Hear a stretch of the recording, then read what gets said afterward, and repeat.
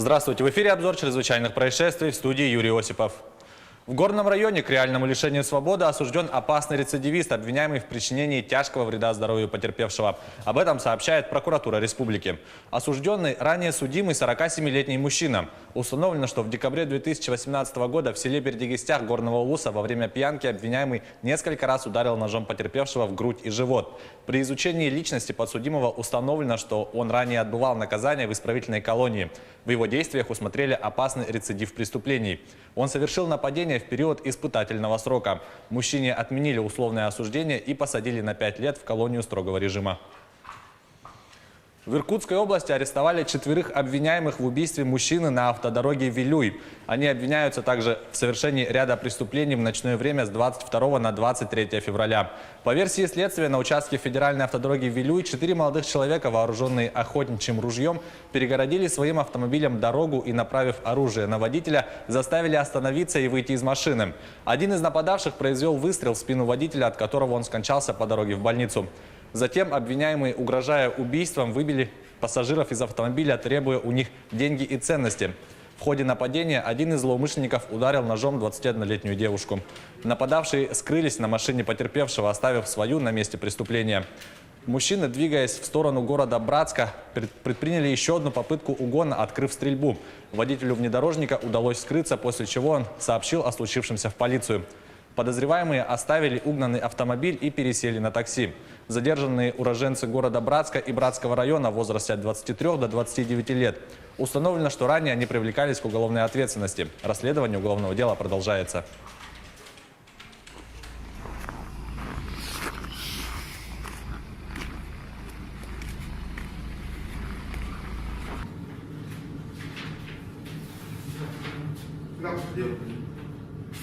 В городе Ноябрьске перед судом предстанет юноша, по неосторожности убивший девушку. 14 октября 2018 года вечером 19-летний юноша и девушка находились в автомобиле на берегу реки.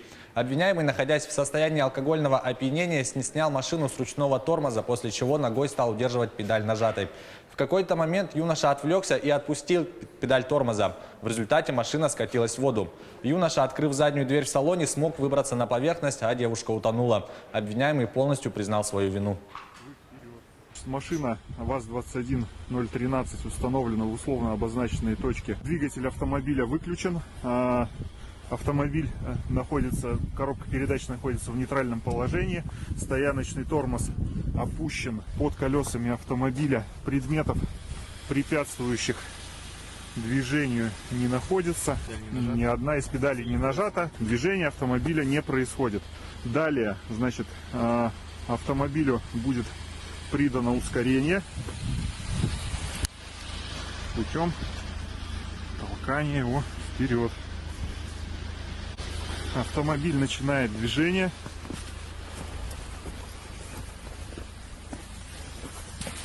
Погружается в воду. Жертвы сексуального насилия со стороны священников остались разочарованы итогами 4-дневного саммита в Ватикане. Папа Франциск пообещал нулевую толерантность по отношению к подобным инцидентам, но не предложил, по мнению пострадавших, конкретных шагов. Подробности в репортаже наших коллег рассказывает Алена Островская. Папа Франциск объявил полномасштабную войну сексуальному насилию в рядах католических священнослужителей. Это итог исторической 4-дневной конференции в Ватикане, посвященной болезненной проблеме. Понтифик пообещал сделать церковь, цитата, «абсолютно безопасной для детей». Если возникнет хотя бы один эпизод насилия, что само по себе злодеяние, мы будем относиться к этому с предельной серьезностью. Но жертв насилия, приехавших в Рим ради саммита, слова папы не убедили. Они считают, что Ватикан вновь спускает все на тормозах. Вместо молитв о растленных пострадавшие хотели бы увидеть конкретные шаги, которые показали бы результат конференции. Первый за долгие годы обвинений в адрес священников. Я страшно разочарован, что не последовало никаких действий. Нам кажется, что это исключительно важно. Хорошо бы не зложить высокопоставленных епископов, которые покрывали сексуальное насилие или сами его совершали. Прошлый год оказался тяжелым для церкви. Пошатнулось некогда незыблемое влияние в Ирландии. Во время визита папы в августе стало известно, что насилие над детьми происходило тут десятилетиями. Из-за покрывательства подобных инцидентов в Чили все 34 епископа подали понтифику прошение об отставке. 7 из них Франциск принял. Папа назвал священников-педофилов орудиями сатаны и пообещал составить жесткие инструкции для духовенства. Но жертвы насилия не верят, что церковь сможет сама исправить эту ситуацию. Это была рубрика «Чрезвычайные происшествия». Берегите себя.